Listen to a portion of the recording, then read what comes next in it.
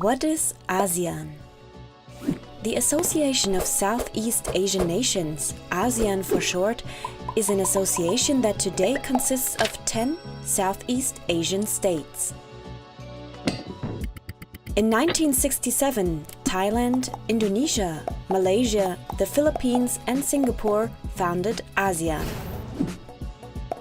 The aim was to improve economic, political and social cooperation, and also to balance political conflicts between these countries that existed as a consequence of decolonization.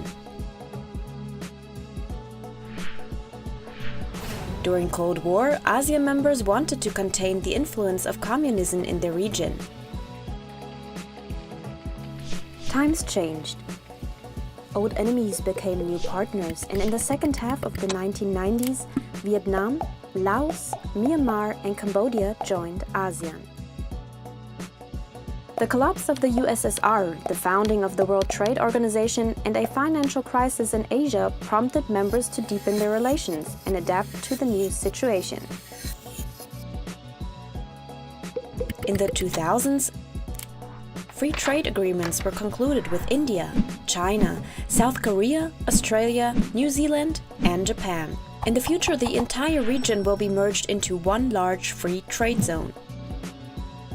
Since 2001, the ASEAN Summit takes place annually.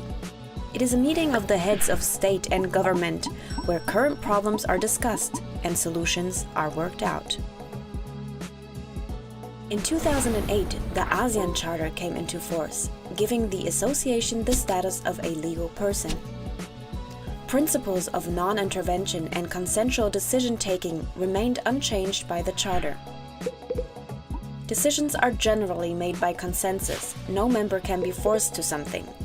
As a result, the group rarely appears to be closed. Nowadays.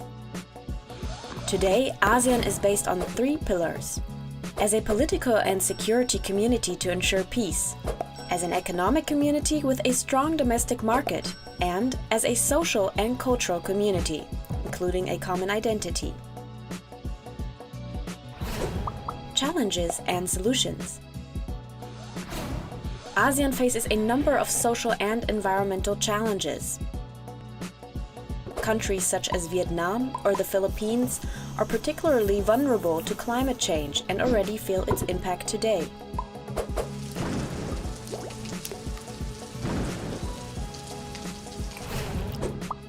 Problem: coal production.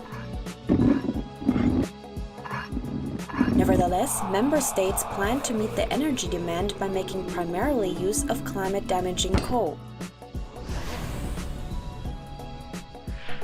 Indonesia plans to build 117 new coal-fired power plants by 2025.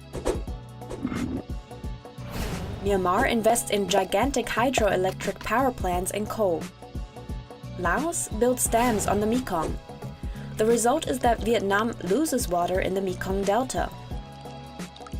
However, fossil fuels, for example, are not necessary to cover the lack of energy.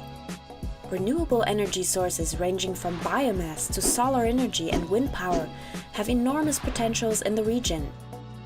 They too would promote the local economy and provide sustainable jobs. Problem: the haze. Large areas of precious rainforest are burnt down for palm oil plantations and cattle feed cultivation all over Indonesia. The smog of these fires covers large parts of Indonesia, Singapore, and Malaysia.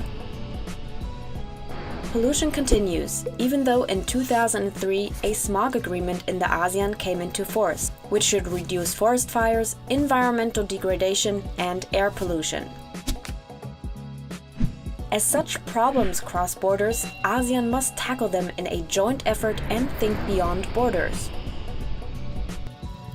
This can be done, for example, by taking up the suggestions made by CSOs, civil society organizations, aiming at installing a 4th pillar, the environmental pillar. It must ensure that the ecological limits are taken into account in the growth debate.